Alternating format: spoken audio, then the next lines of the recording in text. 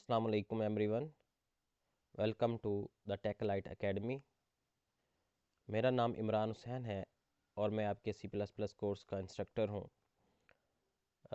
इस कोर्स में हम बेसिक टू एडवांस कवर करेंगे। वो स्टूडेंट्स जो अपना कैरियर प्रोग्रामिंग में बनाना चाहते हैं उनके लिए ये कोर्स बड़ा हेल्पफुल रहेगा।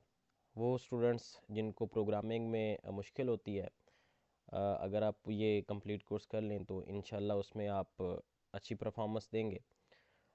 आज कुछ बेसिक प्रोग्रामिंग के रिलेटेड सीखेंगे हम और इंशाल्लाह 100% हैंड्स ऑन करने की कोशिश करेंगे। मीन के रियल लाइफ प्रॉब्लम सॉल्व करेंगे और उनके प्रोग्राम्स बनाएंगे C++ में।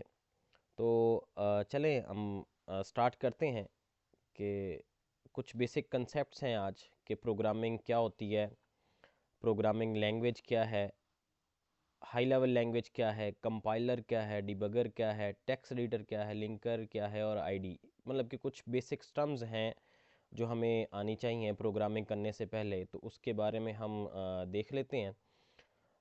तो प्रोग्रामिंग बेसिकली होती क्या है, हमें ये ज़रूरी है या हम इसको क्यों करते हैं।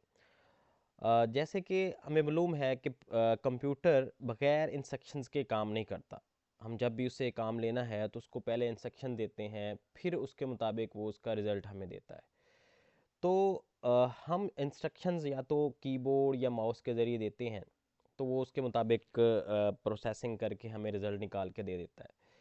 लेकिन जब हम बहुत सारी इंस्ट्रक्शंस इकट्ठी लिख के कंप्यूटर को देते हैं और उसको कहते हैं कि जी आप ये करो और कैसे करना है ये साथ में ये भी बताते हैं, तो उसको प्रोग्रामिंग कहते हैं।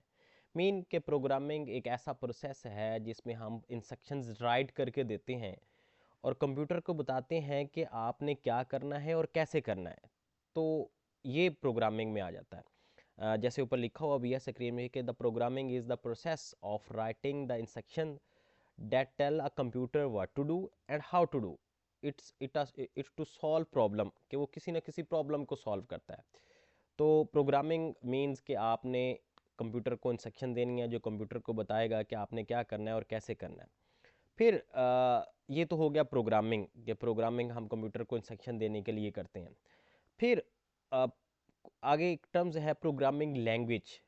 बेसिकली देखें, जब भी हमने इंस्ट्रक्शंस लिखनी है, कंप्यूटर को इंस्ट्रक्शन देनी है, तो उसके लिए कुछ रूल्स भी होने चाहिए। ये नहीं कि हर कोई उसको इंस्ट्रक्शंस प्रोग्रामिंग में दे सके, जिसको नहीं भी पता वो भी इंस्ट्रक्शन प्रोग्रामिंग में लिख सके, ऐसा नहीं है। तो उसके कुछ रूल्स एंड रेगुलेशंस हैं इंस्ट्रक्शंस लिखने के। तो वो रूल्स एंड रेगुलेशंस जिनके तहत हम इंस्ट्रक्शंस लिखते हैं, बेसिकली उनको हम प्रोग्रामिंग लैंग्वेज कह देते हैं। मीन के प्रोग्रामिंग लैंग्वेज के या प्रोग्रामिंग लिखने के कुछ रूल्स एंड रेगुलेशंस होते हैं, तो उनको हम प्रोग्रामिंग लैंग्वेज कह देते हैं। मीन के programming language is set of rules and regulation is use to write a programs, के प्रोग्रामिंग लैंग्वेज के कुछ रूल्स एंड रेगुलेशंस हैं जो प्रोग्राम लिखने के लिए इस्तेमाल होते हैं, तो उनको हम प्रोग्रामिंग लैंग्वेज कह देते हैं। प्रोग्रामिंग लैंग्वेज इस के लिहाज से इसके बाद अगली जो टर्म होती है कि हमारे पास दो तरह की प्रोग्रामिंग लैंग्वेजेस होती हैं आमतौर पे, जो जिनमें रूल्स एंड रेगुलेशंस यूज़ होते हैं। एक हाई लेवल लैंग्वेज और एक low level language. High level language वो वाली होती है जो इंसान को समझ आती है, नियर टू ह्यूमन होती है। मीन की इंग्लिश या आप उर्दू भी उसको वैसे कह सकते हैं। उसमें कुछ इंग्लिश के वर्ड्स और कुछ नंबर्स, कुछ सिंबल्स, वो वाले इस्तेमाल होते हैं। अब और फिर दूसरी high level language is a programming language that is easy for humans to read, कि इंसान उसको रीड कर सकता है, लिख सकता है और अंडरस्टैंड कर सकता है।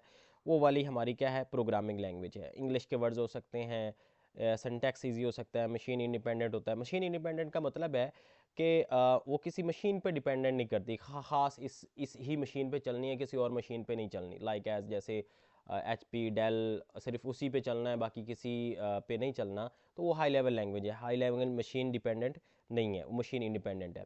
फिर उसके बाद लो लेवल लैंग्वेज है। लो लेवल लैंग्वेज वो वाली लैंग्वेज होती है जो क्लोजेस्ट टू मशीन लैंग्वेज होती है, या मशीन लैंग्वेज कह लें कि वो ऐसी लैंग्वेज जिनको कंप्यूटर ईजी से समझ सकता है। तो अब दो लैंग्वेज है कि हाई लेवल लैंग्वेज जो इंसान को समझ आती है, लो लेवल लैंग्वेज जो कंप्यूटर को समझ आती है। लेकिन हम जो प्रोग्रामिंग करते हैं वो हाई लेवल लैंग्वेज में करते हैं। तो हाई लेवल लैंग्वेज में करते हैं तो वो तो इंसान समझ सकता है, कंप्यूटर नहीं समझ सकता।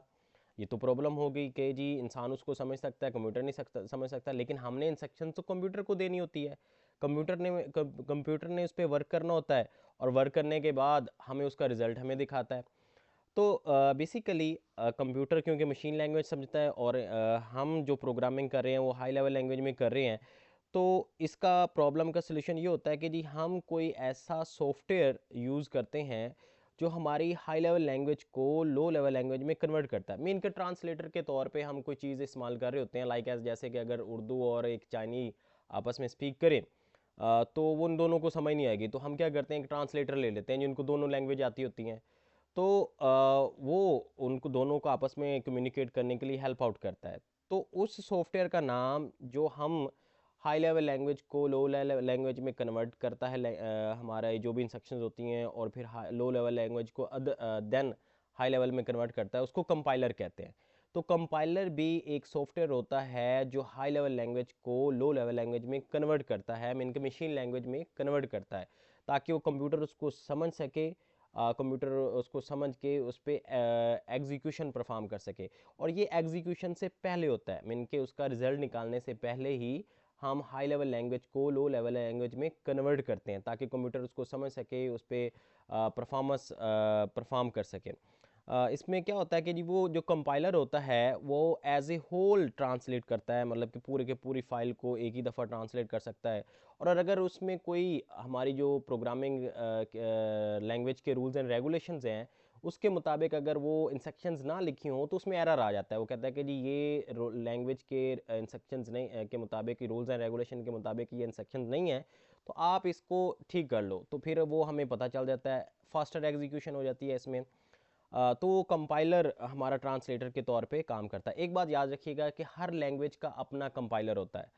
اب C++ کا اپنا کمپائلر ہوگا، اگر ادر کوئی لینگویج کریں گے تو وہ اس کا اپنا کمپائلر ہوگا. جیسے عام طور پہ بھی ہم کہتے ہیں کہ جی ہر بندے کو ہر لینگویج نہیں آتی، ایک یا دو آ سکتی ہیں.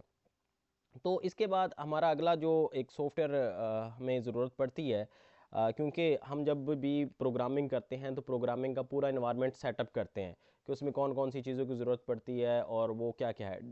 اگلا سافٹ ویئر رہتا ہے ڈیبگر. تو ڈیبگر کیا ہوتا ہے؟ ڈیبگر بیسیکلی ایک ایسا سافٹ ویئر ہوتا ہے جو بگ کہتے ہیں ایرر کو، اور ڈیبگر جو ایرر کو فائنڈ کرے اور اس کو ریموو کرنے میں ہیلپ کرے. تو ڈیبگر از اے ٹول یا soft where that is use to find and fix the errors, جو ایرر کو فائنڈ کرنے میں اور فکس کرنے میں ہمیں مدد کرتا ہے جب ہم پروگرام لکھتے ہیں. تو یہ لاجیکلی ایرر فائنڈ کرتا ہے، ویریبل ویلیو چیک کرتا ہے، رن code set up step by step کرتا ہے. اور یہ دو سافٹ ویئر ہو گئے، ایک کمپائلر، دوسرا ڈیبگر. یہ ہمیں ضرورت پڑتی ہے جب بھی ہم نے ہائی لیول لینگویج کا سیٹ اپ کرنا ہے یا اس کو پروگرامنگ کرنی ہے اس میں. تو پھر اگلا کیا ہے؟ Text editor. ٹیکسٹ ایڈیٹر یا کوڈ ایڈیٹر اس کو آپ بول لیں، یہ ایک ایسا سافٹ ویئر ہوتا ہے جو کوڈ کو رائٹ کرنے میں اور ایڈٹ کرنے میں ہمیں ہیلپ کرتا ہے. اور یہ سورس کوڈ کو رائٹ اور ایڈٹ، سورس کوڈ وہ ہوتا ہے جو ہم فائل میں لکھ رہے ہوتے ہیں، ہائی لیول لینگویج میں لکھ رہے ہوتے ہیں، وہ ہمارا سورس کوڈ ہوتا ہے. ہائی لیول لینگویج میں جو ہم کوڈ لکھ رہے ہوتے ہیں وہ بیسیکلی ہمارا سورس کوڈ ہوتا ہے. اور اس کی ایگزامپل VS کوڈ ہو سکتی ہے یا ادر کوئی بھی ہو سکتا ہے. اس کے علاوہ ہمیں ایک اور سافٹ ویئر کی ضرورت پڑتی ہے جب بھی ہم یہ C++ کا سیٹ اپ کر رہے ہوتے ہیں، انوائرمنٹ سیٹ اپ کر رہے ہوتے ہیں، تو وہ ہے لنکر. تو لنکر بیسیکلی کیا ہوتا ہے؟ ادر جو فائلز ہوتی ہیں ان کو اپنے مطلب کہ ڈفرینٹ جو فائلز ہوتی ہیں یا لائبریریز ہوتی ہیں ان کو لنک کرنے کے لیے استعمال ہوتا ہے. اور یہ ایگزیکیوٹیبل فائل ہوتی ہیں، .exe فائل جو ہوتی ہیں وہ کریٹ کرتا ہے. مین کہ جو ہم کمپائل کرنے کے بعد اور اس کو ایگزیکیوٹ کرنے کے بعد جو ہمیں رزلٹ نکلتا ہے اس کو ایگزی فائل کہتے ہیں. تو وہ کریٹ کرنے میں ہیلپ کرتا ہے یا ایگزیکیوٹیبل فائل کریٹ کرتا ہے. اب یہ کمپائلر، ٹیکسٹ ایڈیٹر، ڈیبگر اور یہ لنکر، یہ چار سافٹ ویئر جو ہوتے ہیں یہ الگ الگ ہوتے ہیں. اور یہ سارے ہی ہمیں ضرورت پڑتی ہے جب بھی ہم ہائی لیول لینگویج کرتے ہیں. من کہ کمپائلر نے اپنا کام کرنا ہے، لینگویج کو ٹرانسلیٹ کرنا ہے، لنکر نے لائبریریز لنک کرنی ہے، ڈیبگر نے ایرر فائنڈ کرنے کے لیے استعمال ہو سکتا ہے. ٹیکسٹ ایڈیٹر میں اگر ٹیکسٹ ایڈیٹر نہ ہو تو ہم کوڈ کو رائٹ نہیں کر سکتے، ایڈٹ نہیں کر سکتے. تو یہ چاروں کی ضرورت لازماً عام طور پہ پڑتی ہے. تو اب C++ کا سیٹ اپ کرنے کے لیے ہم کیا کریں کہ یا تو ان سب کو الگ الگ انسٹال کر لیں، یا ہم کیا کریں کہ ہم کوئی IDE یوز کر لیں، مین کہ انٹیگریٹڈ ڈیولپمنٹ انوائرمنٹ یوز کر لیں. یہ انٹیگریٹڈ ڈیولپمنٹ انوائرمنٹ ایسا انوائرمنٹ ہوتا ہے جس میں یہ سارے سافٹ ویئر ایک ہی سافٹ ویئر میں مرج ہوئے ہوتے ہیں. Compiler, text editor, debugger, linker, سارے سافٹ ویئر ہوتے ہیں. تو جو میں عام طور پہ ریفر کرتا ہوں یا جس کو یوز کروں گا انشاءاللہ ہم اس میں کریں گے، تو وہ ڈیو سی پلس پلس ہم یوز کریں گے. آپ اس کو ڈاؤن لوڈ کر سکتے ہیں. ڈیو سی پلس پلس کریں گے تو اس کو ڈیفینیٹلی وہ آپ کو نکال کے دے دے گا، تو وہاں سے آپ اس کو سیٹ اپ کر سکتے ہیں. ٹھیک ہے، تو میں اس کا سیٹ اپ آپ کو کر کے دکھاتا ہوں. میرے پاس ویسے ڈاؤن لوڈ ہے، تو ڈاؤن لوڈ آلریڈی میرے پاس ہے، تو اس کو ہم انسٹال کر لیتے ہیں. تو بغیر کسی دیر کیے ہوئے ہم اس کو انسٹال کرتے ہیں. انسٹال کیسے کرنا ہے آپ نے، یہ ڈیو سی پلس پلس کا میرے پاس ہے، تو اب 5.11 چل رہا ہے، مزید سافٹ ویئر بھی اس میں ہوں گے. تو آپ اس کو ڈبل کلک کر دیں گے یا رن ایز ایڈمنسٹریٹر کر دیں گے تو یہ اوپن ہو جائے گا. تو اس کو یس کریں گے. یس کرنے کے بعد یہ انسٹال ہوگا. اس میں یہ بات یاد رکھیے گا کہ یہ آئی ڈی ای ہے. آئی ڈی ای کیا ہوتی ہے؟ Integrated development environment. اس میں ہمارے سی پلس پلس کا کمپائلر بھی ہے، ٹیکسٹ ایڈیٹر بھی ہے، ڈیبگر بھی ہے، سارے اس میں شامل ہیں. تو اب اس کو نیکسٹ کریں گے. نیکسٹ کرنے کے بعد ہم اس کو انسٹال کرنے کے بعد اس کو ہم تھوڑا سا چلا کے دیکھیں گے کہ کیسے اس کا انوائرمنٹ سیٹ اپ ہوتا ہے. یہ 1-2 سیکنڈ لے گا. جتنی آپ کی کمپیوٹر کی سپیڈ ہوگی اس کی بنا پہ یہ آپ کو انسٹال ہو جائے گا.